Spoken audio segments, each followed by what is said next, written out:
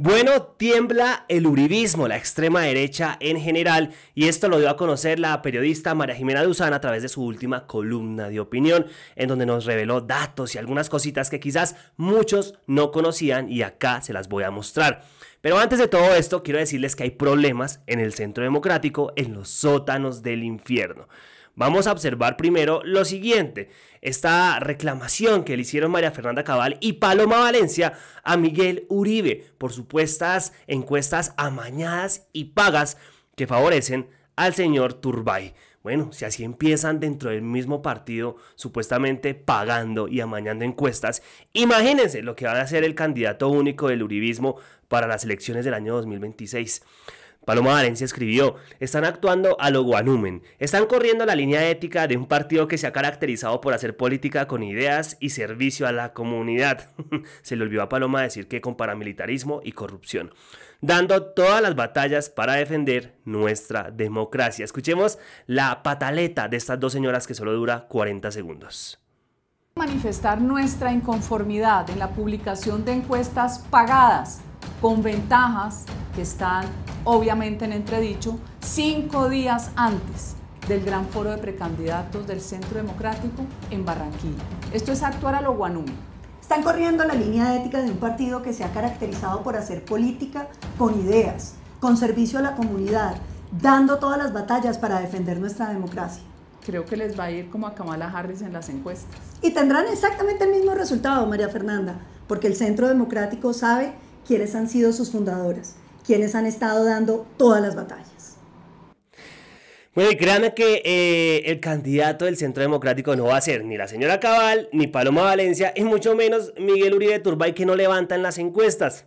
Ya ustedes saben quién es, quién renunció a la dirección de la revista Semana para convertirse en la pupila o en la títere de Álvaro Uribe Vélez, la señora Vicky Dávila, pero de eso vamos a hablar con la columna de María Jimena Duzán.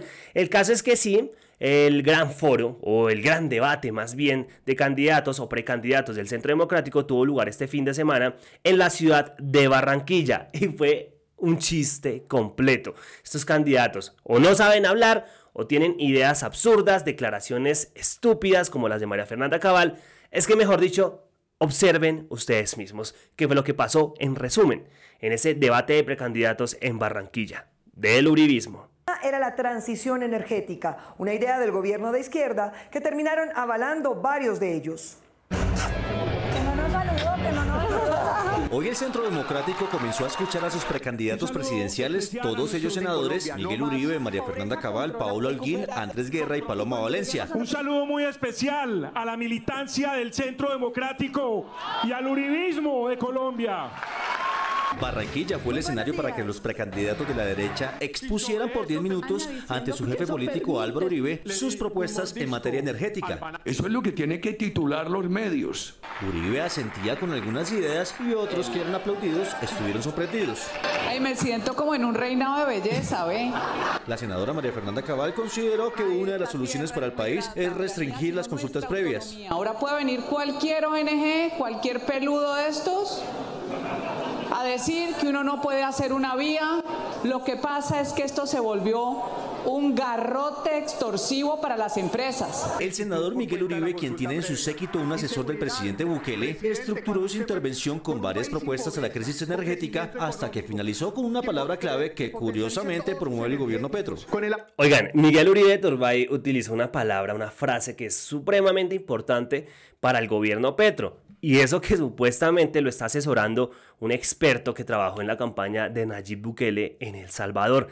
Pero es Miguel Uribe, ¿qué esperan de este señor? Es un idiota y además es un delfín, pero además es un personaje que ha venido demostrando en el Congreso de la República que no sirve para nada. ¿De verdad él quiere quedarse con el aval del Centro Democrático? No lo vas a lograr, Miguel. No, o sea, yo no creo que el Matarife Uribe sea tan huevón. Bueno, claro que cosas se han visto, ¿no? Lo vimos con Iván Duque, pero lo puso en la presidencia. Vamos a ver qué sucede. Apoyo de ustedes, con el apoyo de los colombianos, espero ser el próximo presidente y hacer de Colombia una potencia energética. Gracias. Paloma Valencia, que estuvo en la COP16 haciendo campaña ambiental, adoptó doctrinas de su jefe político. Usted es el papá de los biocombustibles en Colombia, que representan haber sacado al año 1 millón de vehículos. El senador Guerra, que se promueve con el sombrero de Uribe, intentó explicar lo que él ve como un problema en la transformación energética. Y le dije a él, ustedes están acabando con la empresa de los colombianos. Perdón, pero escuchar a este personaje de verdad me recuerda como estar viendo Sábados Felices o un programa de esos de humor en donde pues representan al típico antioqueño, pero pareciera que estuviera contando un chiste. ¿Y por qué acaban con la empresa de los colombianos? Porque ayúdenme. Y Paola Holguín, visiblemente afectada por el calor, propuso una solución energética extrema. Última, déjenme al menos otrica. Vamos a apostarle a la energía nuclear, que es la más limpia. Y Colombia tiene desde el 65 un tema de energía nuclear. Uribe, que los miraba atentamente, finalmente dio un discurso aconsejando y reconociendo errores del pasado para elegir candidato. Que puede empezar a ejecutar desde la hora cero del gobierno. Que no te... Definitivamente esta gente es muy chistosa. Y bueno, de ejecutar sí que sabe el uribismo, pero no ejecutar proyectos o planes o programas de gobierno. Ustedes saben de qué les hablo. Pero bueno, ahora sí, vamos con la columna de María Jimena Duzán, la destacada periodista, quien pues se refirió más bien como respuesta a la carta de Vicky Dávila de Géneco, de los Géneco paramilitares y corruptos de toda la vida, a través del Pasquín de Semana, en la que pues básicamente se despide de su equipo de trabajo en el Pasquín y también de los colombianos. No la vamos a leer, evidentemente, la columna de Vicky Dávila, bueno, la carta de despedida, pero sí vamos a echarle acá una repasada. Pone fotografías de su trayectoria periodística, dice que le gusta Maluma, que le gusta Egan Bernal, que le gusta Fico Gutiérrez, bueno, también que le gusta este señor Rigoberto Urán, mejor dicho, pone fotos con Álvaro Uribe Vélez, pero ojo, en ningún momento en la carta se refiere al Matarife y tampoco al caso Pegasus o el escándalo Pegasus, que pues según muchos Vicky Dávila tiene bastante que ver en esto. Evidentemente también habla del presidente Gustavo Petro, de su nefasto gobierno, según ella, y empieza a darle durísimo a Petro, habla de César Gaviria, sigue poniendo fotos de los escándalos durante el gobierno Petro, y bla, bla, bla, le dice que muchas gracias, y como siempre, como toda buen personaje de extrema derecha, termina de la siguiente manera: nunca los voy a defraudar. Gracias a Dios, porque sin su fuerza y su protección yo no sería nada. Utilizar el nombre de Dios para hacer política, la cochinada tremenda de cualquier candidato de la extrema derecha. Bien, ahora sí vamos con la columna de María Jimena Duzán, que está buenísima, en donde nos da a conocer algunos daticos y cosas importantes que muchos de nosotros no conocíamos. Pillen esto: Vicky Dávila, la outsider del establecimiento, por María Jimena Duzán. Esta fue una columna de este fin de semana del 19 de noviembre y dice lo siguiente: después de haberlo negado durante un año, la directora de Semana se quitó la careta de periodista y anunció desde la revista que dirigía que será candidata presidencial. Con la llegada de la nueva favorita de Álvaro Uribe, la derecha se reacomoda. La cosa política sigue moviéndose. Para nadie resultó sorpresivo el anuncio de la candidatura presidencial de Vicky Dávila. Estaba ya cantado. Ella misma, con la careta de periodista puesta, lo venía incubando hace más de un año desde el seno de la revista Semana, un medio que fue convertido en su púlpito y en su megáfono. Su candidatura se fue gestando como se hace la política en tiempos de Trump 2.0, a punta de mentiras que, a fuerza de repetirse y una y otra vez, se vuelven verdades. Para crear esa realidad política, el dueño de Semana mandó a hacer una serie de encuestas que filtraba pero no publicaba. En esas mediciones de intención de voto que incluían a Vicky, por supuesto que con su beneplácito, su nombre empezó a figurar en los primeros lugares. A comienzos de este año, en una de esas mediciones, Vicky Dávila salió ganándole en segunda vuelta a la exalcaldesa Claudia López. La directora de Semana apareció con una intención de voto del 15% y Claudia con el 12%. Aunque era evidente que estas encuestas realizadas 2 años antes de las elecciones no podían reflejar lo que va a pasar en el 26, quirúrgicamente fueron filtradas a los medios con el fin de crear la percepción de que Vicky era la única candidata que podía lograr que la derecha volviera al poder. Así se echó a andar la máquina y Vicky pasó en un abrir y cerrar de ojos, de directora de semana a ser una opción viable para la presidencia. Terrible.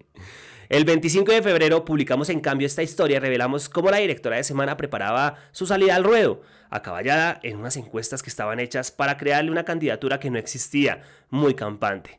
Vicky negó todo sin sonrojarse mientras iniciaba sus giras por el país y aparecía como invitada especial en todos los foros empresariales. Bueno, lo bueno de esto es que la gente se está dando cuenta de que Vicky empezó su campaña presidencial pues con mentiras, como todo buen candidato de derecha, diciendo que ella no iba a aspirar a la presidencia y que era una periodista, lo cual pues es completamente falso y ya todo el país se dio cuenta.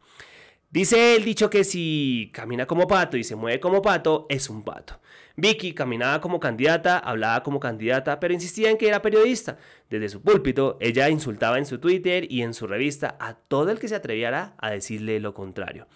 En su libro sobre las encuestas, César Caballero dice que los sondeos pueden ser utilizados con el propósito de testificar realidades o de crearlas. Evidentemente, la candidatura de Vicky fue producto de la segunda y surgió de un artificio. A 2 años de las presidenciales, los colombianos no podemos estar en modo de elecciones y, según las encuestas, solo cerca del 20% de los votantes están enganchados. No obstante, Vicky se las ha ingeniado para seguir sumando adeptos dentro de una derecha que quiere volver al poder, pero que no tiene candidatos. Ahora presten mucha atención a esto hablando de los sótanos del infierno, del Centro Democrático.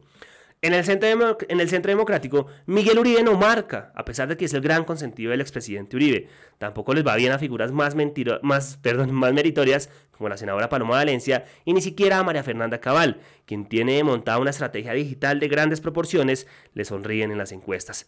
Ante esta escasez de candidatos, Vicky es una muy buena carta y Uribe, que siempre la ha tenido muy cerca de su corazón, quiere verla jugar en su cancha. Al comienzo, la candidatura de Vicky fue mal recibida en el uribismo. La veían como una competencia desleal por cuenta de que tenía megáfono y ellos no. Sin embargo, hoy hasta María Fernanda Cabal le levanta la bandera blanca. Horas después de que se conoció la noticia de la candidatura de Vicky, Cabal lanzó un trino celebrando la noticia y dándole la bienvenida al ruedo. Esa bienvenida es tan falsa como una moneda de cuero. La verdad es que ninguno de los demás candidatos está contento con la llegada de Vicky porque se les coló en la fila, pero para no contrariar al jefe, les toca sonreír. Estar sometidos a Álvaro Uribe Vélez, imagínense. Además de Uribe, Vicky tiene otro poderoso aliado, el empresario Gilinski, dueño de Semana. Si en los últimos 4 años ese medio se puso al servicio de los intereses de Vicky, no se puede esperar que ahora que es candidata las cosas vayan a ser diferentes.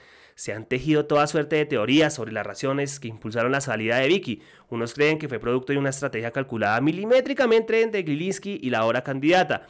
Otros que su salida se precipitó por peleas que venían agriando su relación. La realidad es que a pesar de que sí se tensó la cuerda entre ellos, las cosas se solucionaron y hoy operan como uno solo. La pelea más complicada que tuvieron ocurrió hace unos meses cuando Gabriel Gilinski decidió despedir a su equipo más cercano, sin contarle a Vicky. El empresario tomó esa decisión porque el canal de video de Vicky no tenía los resultados esperados y le estaba costando 1.400 millones de pesos al año. Las pérdidas de Semana hoy ascienden a 10.000 millones de pesos y Gilinski pretende llevarlas a cero. Con la salida de Vicky, él se va a ahorrar 2.000 millones de pesos anuales, que era lo que le costaba el sueldo de la diva. O sea, Vicky Dávila se ganaba 2.000 millones de pesos en Semana. Vicky se molestó con esta decisión, pero cuando muchos vaticinaban que iba a renunciar, ese asunto no pasó a mayores. Su salida de la revista la tenían prevista para marzo o abril, porque sus estrategas creían que mientras más se quedara en la dirección de Semana, más iba a crecer en las encuestas. Pero no le sucedió así. En los últimos sondeos, Vicky se estancó y no pasaba del 14% en intención de voto, mientras ella seguía negando que iba a ser candidata y despotricaba de quienes le habíamos quitado la careta. En la trastienda organizaba su candidatura. Cuando Trump ganó, aprovechó la ola que desató su triunfo y anticipó su salida. Vicky le debe a Gabriel Gilinski su candidatura, pero ella no es títere de nadie. Es una mujer astuta, inteligente y ambiciosa y no sería raro que, ya de candidata, termine de pelea con Gilinski. Ella tiene además una cualidad que no tienen los otros candidatos de la derecha. Posee unas redes poderosas que están integradas por un temible ejército digital que la sigue de manera fiel. Ese ejército a su servicio ha sido muy eficaz en desarrollar campañas de desinformación en contra de todos los que se han atrevido a cuestionarla. Esa fue la misma estrategia que utilizó Bolsonaro en su campaña para llegar al poder y que se sofisticó durante su presidencia a través de lo que se conoció como el Gabinete del Odio. y el odio y la mentira fueron también el centro de la estrategia de polarización con la que ganó las elecciones Donald Trump 2.0. Vicky es un outsider y representa a esa derecha que quiere volverse élite, a la que no le gustan los poderes de siempre y que se siente excluida. Ella no tiene programa de gobierno sino un listado de indignaciones, apela siempre a las emociones más crudas y cree que su mejor defensa son los ataques a la yugular. Su discurso es primario. Hoy hay que odiar a Petro, hay que odiar a las élites tradicionales, hay que odiar a todo lo que vuela a izquierda y decir que todo el que se le enfrente es un agente fletado por Petro. Ya para ir terminando, un político curtido me aseguró que la candidatura de Vicky se iba a desinflar una vez ella saliera de semana y que su cohete no iba a volar más allá de su jardín. Puede que eso pase. Puede que Vicky termine siendo un globo fallido y que en las próximas elecciones la segunda vuelta se vaya a dar entre un candidato de centro y otro del petrismo. Sin embargo, no hay que menospreciar el poder de Vicky ni de la derecha que la apoya. Si fueron capaces de montar una campaña presidencial a partir de una realidad política que no existía, cualquier cosa es posible. En su carta de despedida, Vicky nos contó todas sus hazañas periodísticas en semana. Lo que no explicó es por qué durante 4 años usó el periodismo, no propiamente para informar, sino para moldear la realidad en función de sus intereses políticos, y menos contó qué proyecto de país tiene en la cabeza ni cuáles son sus programas. Esta fue la columna de María Jimena Duzán, que además nos dice que quizás es que alrededor de esta renuncia de Vicky Dávila han salido muchas teorías. Incluso dicen que los Gilinski pues realmente la echaron, la renunciaron, como dicen por ahí. Todo por el tema Pegasus. Dicen por ahí, son teorías. Pero también pues varios políticos o fuentes cercanas a María Jimena Duzán le han dicho que la candidatura de Vicky no va a despegar, que se estancó. Y ahora que con la salida de la revista Semana, pues va a ser peor. Vamos a ver qué sucede. El caso es que Vicky es la única que goza de favoritismo, que le va bien en las encuestas frente a candidatos del uribismo. O sea, Paloma Valencia, Cabal, Turbay, perdidas. Vamos a ver qué sucede. El dilema es que hay problemas en los sótanos del infierno. Esa es la gran conclusión. Y bueno, seguramente la izquierda disfruta de esto. Hay que decirlo. Muchas gracias por ver el video, gracias por suscribirse, por comentar si están en YouTube, si están en Facebook, por seguirnos en nuestras diferentes redes sociales. Nos vemos en una próxima entrega. Muchas gracias.